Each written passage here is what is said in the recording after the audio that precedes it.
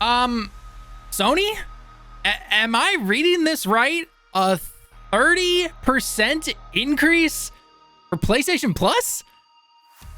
I'm not going blind, am I? Let me check again. Nope, I'm not. Okay, well, I think I speak for a majority of gamers when I say, respectively, you. Are you high right now? Is this what happens when you don't have any competition? Why in the world would you raise prices during a time when inflation is high, prices for basic goods are through the roof for many, and pretty much everyone online is blasting you for this? I mean, this GIF right here sums it up perfectly. We gotta talk about this. What's going on, gamers? Tallen here with the direct team at 59 Gaming. It is time to rip Sony and PlayStation a new one. If you enjoy discussion videos and everything gaming, then a sub and a like would really help the channel out. It's free. All right, enough of this. Let's get into it. I am still trying to wrap my head around this one. Was about to go to sleep here in Tokyo last night around midnight, and boom, this pops up everywhere. 30% increase? Again, Sony, are you high right now? Essential is going from 60 bucks to 80 bucks. Extra is going from 100 to 135. And premium is going from 120 to 160? Seriously, Sony? What the F? What is going on? And nothing is being added. Nothing is, no extra stuff is coming. Nothing extra is available. Nothing, absolutely nothing. And you're just going to increase the price this much just because you can or you want to for some reason. And don't give me the BS reason of, well, it is current market price and everything like that. So this makes sense for our current company and this path that we want to take it forward. Oh, shit. Okay. I'm getting emotional here. Let's bring it back here. Let's start with the first question. Why? Why would Sony do this? Well, the easy answer is pretty obvious. They are a company and profits are their number one priority. Nintendo, Microsoft, Amazon, Netflix, and every other company in the world. They all do it. Love it or hate it. That's the easy answer. Cut, done, edit, we're out of here, James. Later. Now, obviously there is more to it. However, there is something that all of these companies have in common that I just listed. They all have some form of subscription service, which if you've been online in the last few weeks, pretty much all of these subscription services, they have all plateaued. They are the flat right now. They're not dying. They are flat. They have reached their peak and they are starting to dip down. Netflix, Disney Plus, and other streaming services have all reported a loss for their earning in this particular area. And we are seeing increases in prices across the board, including examples like Netflix taking away the ad-free version of their basic plan. So now it's either you get ads for their lowest price or pay up more to get no ads. Cable guy! I thought cable TV died. That's essentially what this is. Plus, like I stated, with prices being so high for almost everything like groceries, cell phones, and transportation, people are dropping subscription services even more because they're trying to crack down on the password sharing and everything. People are like, well, F it. I'm not going to stay here. I got other things to pay for right now because my paycheck's not going up or anything like that.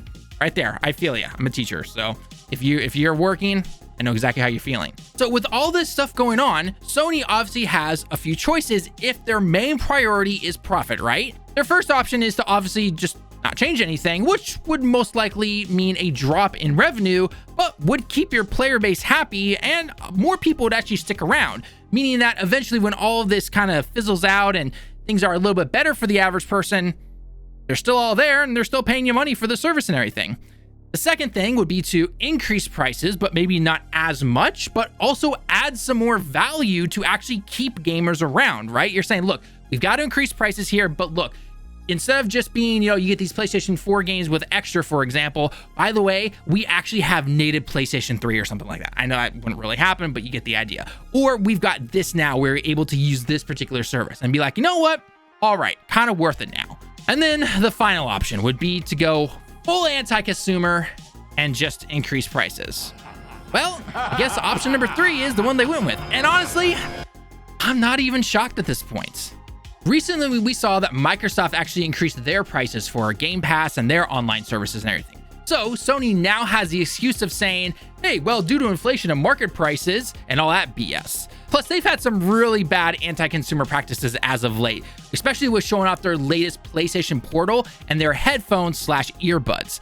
I mean, I originally thought that the PlayStation Portal was actually kind of a cool thing when it was originally shown off, since it's basically a Wii U tablet that would allow you to play your PlayStation 5 games if, say, for example, your family wanted to watch a movie on the TV or something like that. Which, FYI, this little Portal device here is 100% made for the Japanese household. This is like, it's not uncommon to have only one TV in the whole house for people in Japan. And so if your son or daughter is playing their PlayStation 5 and the family comes in and wants to watch a movie or something like that, they could use this and go play in their room or play in the living room next to it or whatever the case is. So this is 100% made with the Japanese family in mind. Unlike, other countries like in America or Europe or anything like that, where there's more than one TV usually, not saying everyone, but usually in a decent amount of households. So that's kind of where they're going with this thing. But we just found out what the price was, which, by the way, if you want to see our full breakdown, check out the video in the top right corner. We just found out that the thing not only costs $200, but there's no Bluetooth for it. Meaning that if you want to listen to your game while you're playing it on this little device and actually listen to the audio, which again, family household here in Japan, which is the biggest market they're probably trying to go for right now, you have to buy their headphones. On top of that, that is extremely anti-consumer. You are basically being forced to pay for two different things to do this one thing that, honestly could have just been like, we're going to charge you all like 100 to 150 bucks at max here for this little tablet thing. You can play this on your, your Wi-Fi system and everything like that. Plug in whatever Bluetooth headphones you've got and just enjoy your gaming, in your bed or something like that. Would have been simple and easy. It was not meant to be like this bringing everything natively on the train and the car and everything like that, which obviously would have been great. But it's like, what? We've stated beforehand, we just want this to be in the house. We're not trying to really do anything that's out of the household Wi-Fi area for right now. We'll look at that down the line. Perfectly fine. Would have been like, fine with it. Totally fine. But no, you'd go and do the stupidest thing that I have seen this year. And damn, I mean, we rag on any of the big three gaming companies when it comes to some of their choices. We've done it with Microsoft, we've done it with Nintendo, and we've done it with Sony. But Sony, holy crap, get your head out of your ass and stop this already. Is this because you don't have any competition? Like, just come on.